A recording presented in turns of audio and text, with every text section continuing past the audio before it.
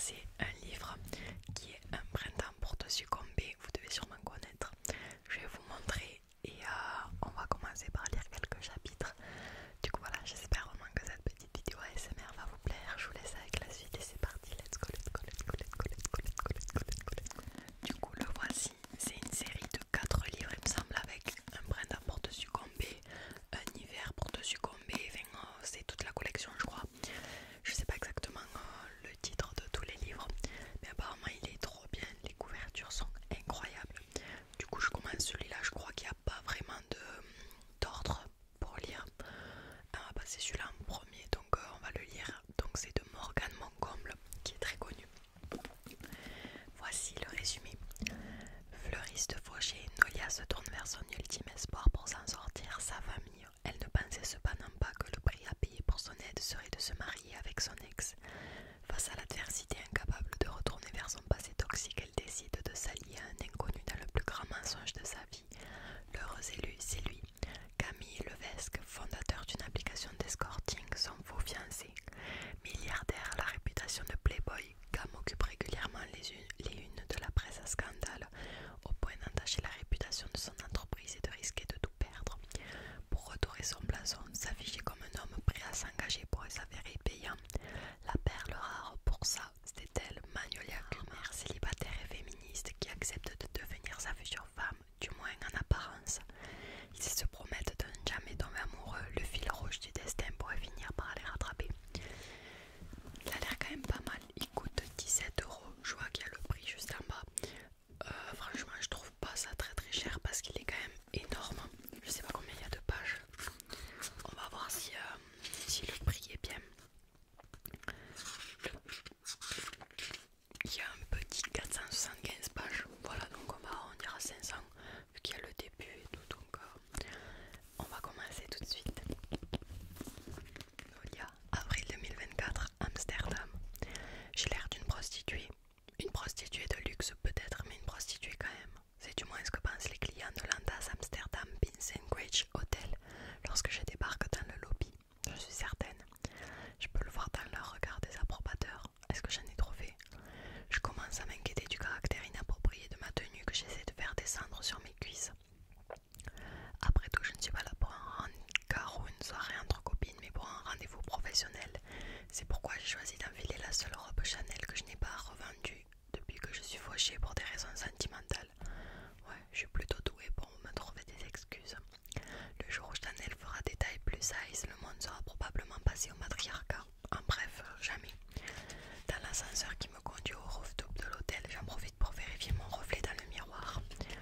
Honnêtement, ma peau brune est parfaite, principalement grâce à la skincare routine de Madrier Ramkrishnan. Cheveux mi-longs et sombres retenus par un serre-tête en velours noir retombent sur mes épaules dans de légères vagues. Des perles pendent à mes oreilles et mes pauvres pieds souffrent dans des talons aiguilles que j'ai trouvés dans une friperie l'année dernière. Il serait temps de les jeter d'ailleurs. Tu peux le faire, je me répète comme un mantra. Montre-leur de quoi tu es capable, Nolia Kumar. David et Elena Hoffman forment le couple de clients français que je dois rencontrer ce soir et accessoirement les gens qui souhaitent m'embaucher en tant que fleuriste pour leur mariage. Je n'ai absolument pas le droit à l'erreur. Je relis le dernier message de la future mariée en arrivant sur le toit de l'immeuble. Je risque d'avoir du retard. David est habillé tout en noir. Il est blond, bel homme. Vous ne pouvez pas le rater. Je n'aime pas rencontrer les maris seuls, mais Elena promet d'arriver très vite, donc je fais une exception. Je suis quelque peu distraite par la beauté de l'endroit, si bien que j'en oublie de chercher David des yeux. Le rooftop donne vue sur la ville et ses maisons anarchistes et l'architecture unique. Le soleil se couche déjà sur Amsterdam, conférant une ambiance dorée et romantique au petit salon d'extérieur qui m'accueille. La terrasse est quasiment déserte, je ne vois que 2 femmes qui papotent à une table et un homme élégant assis sur l'un des canapés plus loin. C'est lui, sans aucun doute possible. L'inconnu porte un pantalon noir et une chemise de la même couleur. Le premier bouton ouvert sur son torse, ses manches sont légèrement retroussées, laissant apercevoir des avant-bras bronzés et veineux. Ses cheveux courts ont la couleur du sable mouillé et une très fine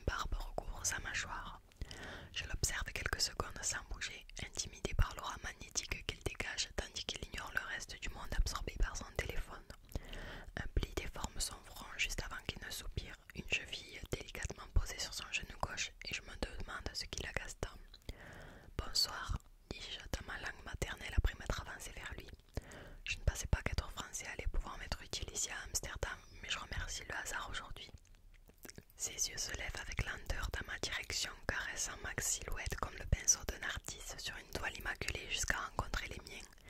Il semble stupéfait.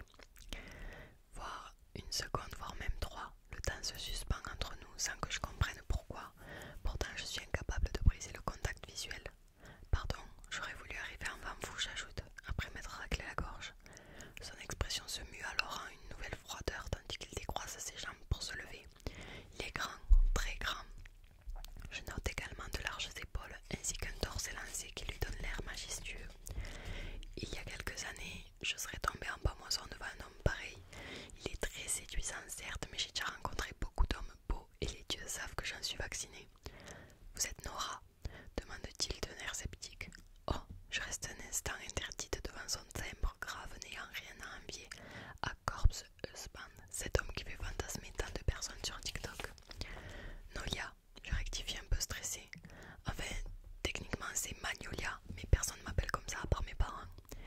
Je tends une main dans sa direction qu'il scrute avec un sourcil arqué. Je remarque seulement maintenant qu'une fine cicatrice barre celui-ci. Après un moment d'hésitation, ses doigts enserrent les miens d'une poignée étonnamment douce. Le contact dure plus longtemps que nécessaire et l'intensité avec laquelle il me scrute n'est pas anodine. Et merde, j'aurais dû refuser de rencontrer David seul. Enchantée, Nolia. Mon prénom roule sur la langue comme du miel. C'est moi qui le lâche en premier, mal à l'aise. Je dois rester professionnelle. Assis face à lui dans l'un des fauteuils en osier. Merci à vous de me recevoir, dis-je avec un sourire poli. Pour être honnête, je ne pensais pas que vous accepteriez de me rencontrer. Je ne suis pas la plus qualifiée. David ne répond rien pendant un long moment, son regard acéré braqué sur moi dans un mélange de confusion et de curiosité. Ce n'était pas mon idée, avoue-t-il simplement. Pour être honnête, j'ai failli ne pas venir. Je ne suis pas très surprise d'entendre son manque d'entrain. Mon amie Jasmine, qui est wedding planner, m'a beaucoup affirmé que les futurs époux sont généralement moins investis que les mariés. Vous voulez boire quelque chose? Me demande-t-il en faisant signe de la main à un serveur qui apparaît derrière mon épaule. I have a Sazerac, please. Je vais prendre un Sazerac, s'il vous plaît, en anglais, poursuit-il. Il prononce cela comme s'il s'agissait d'une obscénité, je ne saurais l'expliquer, mais tout chez lui respire la séduction et le sexe. Ses gestes lents, son regard lascif, sa voix suave, sa prestance, comme s'il savait que l'assemblée était pendue à ses lèvres dans l'attente atroce de chacun de ses gestes. Ou alors, c'est juste moi qui suis en manque. Ses prunelles me questionnent silencieusement, comme s'il me mettait au défi de l'imiter. Lorsque mes bras se soulèvent d'une chair de poule, je me tourne vers le serveur. A Corpse River for me, please. Un Corpse River pour moi, s'il vous plaît, en anglais. Celui-ci disparaît en me laissant seul. David et moi, je cherche mes mots afin de briser la glace, en dépit de ses yeux qui me jaugent sans vergogne. Est-ce que je peux savoir comment vous avez entendu parler de moi? Je le questionne, le bouche à oreille, les réseaux sociaux, mon site internet. Ma boutique de fleurs est encore récente et pour être honnête, elle ne fonctionne pas très bien. Mon ami et collègue Evie, reine des réseaux sociaux, fait tout pour nous maintenir hors de l'eau, mais c'est difficile. Mon ami Ruby, répond-il avant de froncer les sourcils. Vous avez un site internet? Je hoche la tête sans comprendre son étrange incrédulité. On ne peut pas dire que j'excelle en informatique, mais je suis fière du résultat. Après tout, j'ai passé des heures interminables à tenter de mettre en place une newsletter. Merci les tutos YouTube. Bien sûr, si cela vous intéresse, vous pourrez y jeter un coup d'œil et découvrir plus en détail les prestations que je propose. Vos prestations, est-ce que vous postez sur ce site? Principalement des photos et des vidéos. C'est ce qui fonctionne en ce moment et ça permet aussi d'attirer des clients plus jeunes. Il plisse de nouveau le front. Je n'arrive pas à savoir s'il est agacé ou tout simplement timide. Une chose est certaine, ce n'est pas concluant. Le serveur revient avec nos cocktails et dépose la facture du côté du monsieur. Il doit sûrement penser que nous sommes à un rendez-vous galant. Je vérifie le cadran de ma montre, priant pour qu'Elena arrive vite. Allons droit au but si vous voulez bien. Je propose en croisant les jambes, ce qui attire son regard. Si vous décidez de m'embaucher, quand aurait lieu le mariage? David finit sa gorgée de cognac avant de répondre les dents serrées. Le plus rapidement possible. Pourquoi vous avez la maréchaussée royale aux trousses? Ma plaisanterie tombe à plat tandis qu'il rétorque. Seulement toute la presse néerlandaise dans 3 mois, ce serait parfait. 20 juin. Organiser un mariage en si peu de temps, c'est de la folie. Je ne sais pas si je serai prête à temps, mais ai-je vraiment le choix? Un mariage au printemps. Je me réjouis alors avant que tout mon enthousiasme ne soit caché par l'expression froide et indifférente de mon interlocuteur. Il est beau comme un dieu certes, mais je suis prête à parier que c'est un connard. Il n'a pas l'air ravi de se marier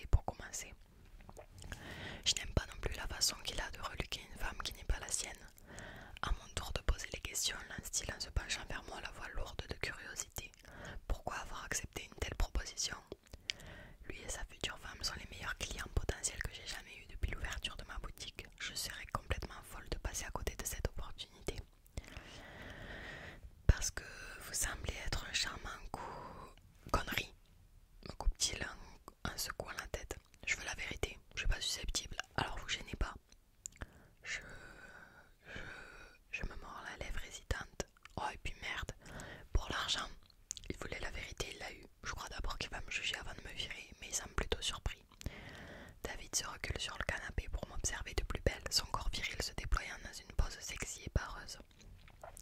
Je m'efforce de ne pas l'imaginer nue et en sueur, mais c'est dur, mes joues brûlent sous l'effet de l'humiliation. Et est-ce parce que je n'ai pas couché avec personne depuis 2 ans? Tu me déçois, soupire ma conscience. Donc vous voulez être payé? Je laisse échapper un petit rire sec abasourdi par son culot, parce qu'il pensait que j'allais poser pour lui gratuitement en plus. Ce type est plein aux as, je le sais de source sûre, même si je n'en ai besoin que d'aucune preuve. Il respire l'argent à plein nez. C'est plus fort que moi, je ne réussis pas à canaliser la jumelle maléfique qui sommeille en mon sein. Elle n'apparaît pas souvent, tout simplement parce que je pense qu'il n'y a rien qu'on ne puisse résoudre avec un sourire, excepté le sexisme, la fin dans le monde et le dérèglement climatique de toute évidence. Mais David Hoffman m'énerve, c'est tout ce qu'il mérite. Non, c'est du bénévolat, bien sûr. Je me moque en croisant les mains sur mes genoux. La rémunération est au bon vouloir du client. Certaines donnent des tickets resto, d'autres des oranges. Ne vous sentez surtout pas obligé. Nous nous défions du regard un long moment. Je garde un rictus de façade, tandis qu'il plisse les paupières en tentant de comprendre ce que j'ai vraiment en tête. On vous a déjà dit que le sarcasme était la plus basse forme d'esprit, la plus haute forme d'intelligence, paraît-il. En effet, mon ami Oscar Wilde, je suppose que vous le connaissez aussi. Pour la première fois depuis que je suis ici, le masque de glace de David Hoffman se fissure et j'aperçois presque un rictus.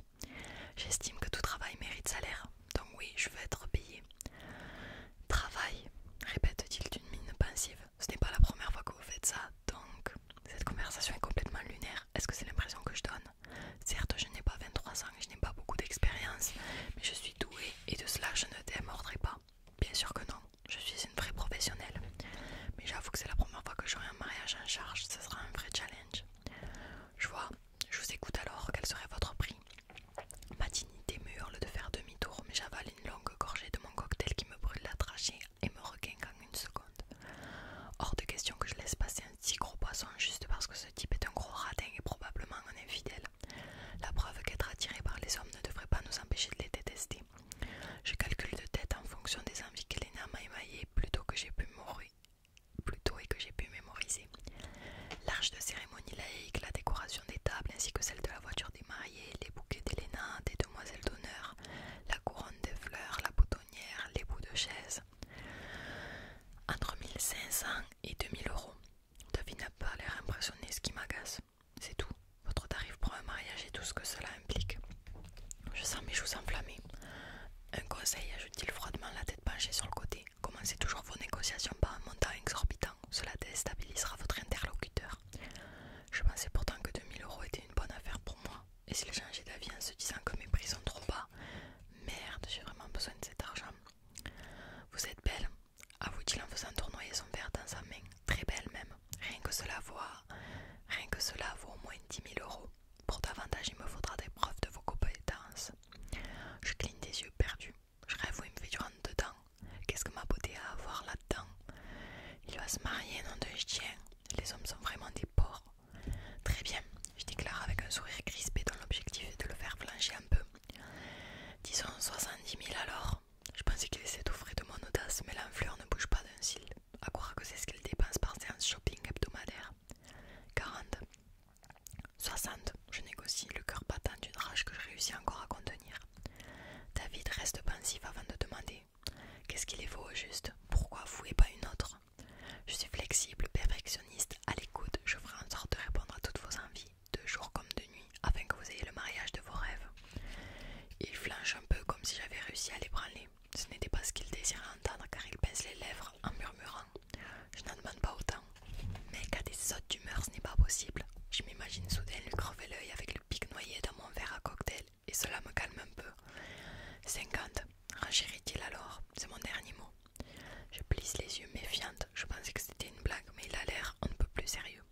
50 000 euros pour m'embaucher. Moi, Magnolia Kumar, une fleuriste qui sort de nulle part. Faut être complètement cinglé. 50. J'accepte en tendant la main. David pose son verre pour la serrer dans la sienne. Il ne sourit jamais, mais ses yeux brillent d'une fougue qui me cloue sur place. Vous voulez savoir un secret? Sa main chaude et confortable n'a toujours pas quitté la mienne. Je n'ai pas le temps de répondre qu'il se penche vers mon oreille et chuchote. J'ai été prêt à monter jusqu'à 100. Je me raidis en sentant son haleine alcoolisée contre mon cou. Un frisson me parcourt, m'incitant à me reculer pour échapper à sa poigne. Je pense à Evie qui garde ma fille d'1 an et demi et j'imagine sa réaction lorsque je lui raconterai mon aventure de ce soir. Elle va me demander pourquoi je n'ai pas giflé ce type arrogant avant de se réjouir en apprenant la somme qu'il a accepté de payer. Celui-ci continue sur sa lancée sans se douter des insultes que je lui crie intérieurement. Parlez-moi de vous. Vous m'avez dit ce que vous pouvez m'apporter, mais jamais ce que je peux faire pour vous. C'est un échange après tout. Cette fois c'est trop. C'est une plaisanterie, une caméra cachée, un prank YouTube. Mon ton est glacial et impossible à ignorer. David hausse les sourcils et à cet instant précis, je déteste qu'il soit si séduisant. Au premier abord, cet homme ressemble à un prince Disney, mais la flamme qui danse dans ses yeux est plus dangereuse. Si je ne fais pas attention, je risque de prendre feu. Ce n'est pas le héros, mais plutôt l'antagoniste, le vilain que tout le monde adore détester, seulement parce qu'il est sexy, qu'il a un passé torturé. Son attention plonge jusqu'à ma bouche rendue sèche par sa témérité. J'attends qu'il détourne le regard, mais cela n'arrive jamais. Mes mains tremblent sur mes cuisses nues, serrées dans 2 points ferres. Quand David se penche de nouveau, je vrille. Vous avez quelque chose... Il n'a pas le temps de terminer sa phrase puisque je lui jette le contenu de mon corpse river à la figure. Il reste immobile, les paupières closes, tandis que le fluide au citron dégouline goutte par goutte de ses cheveux blonds. Sur les dents, achève-t-il à voix basse. Quoi? Toute la couleur que j'ai pu accumuler jusqu'ici s'évapore. J'écarquille les yeux embarrassés et passe la langue sur mes dents de devant. En effet, le goût du rouge à lèvres arrive jusqu'à mes papilles. Oh merde! Est-ce pour cette raison qu'il ne cessait d'observer ma bouche et moi qui pensais qu'il me draguait? Quelle idiote! Je suis sur le point de m'enterrer dans un trou de souris lorsqu'une voix féminine m'interrompt. Qu'est-ce qui se passe ici? Demande-t-elle en anglais. Je me tourne vers elle, persuadée qu'il s'agit d'Elena, mais c'est une grande blonde qui me fait face avec des sourcils froncés.